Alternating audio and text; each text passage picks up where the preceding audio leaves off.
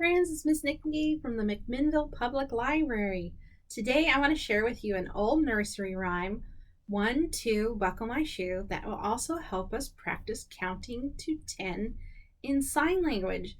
In sign language, to count to 10, you just need to use one hand.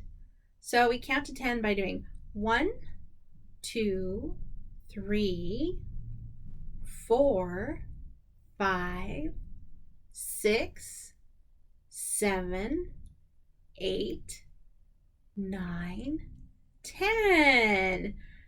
Just one hand. Let's try the rhyme. 1, 2, buckle my shoe. Start with 1, 2, buckle my shoe. See how my hands meet together like a pair of shoes matching. 3, 4, shut the door. 5, 6, pick up sticks. 7, 8, lay them straight. They all get put away again. 9, 10, a big red hen. And the hen goes cluck, cluck, cluck, peck, peck, peck, cluck, cluck, cluck, peck, peck, peck. Let's try that all together again. 1, 2, buckle my shoe.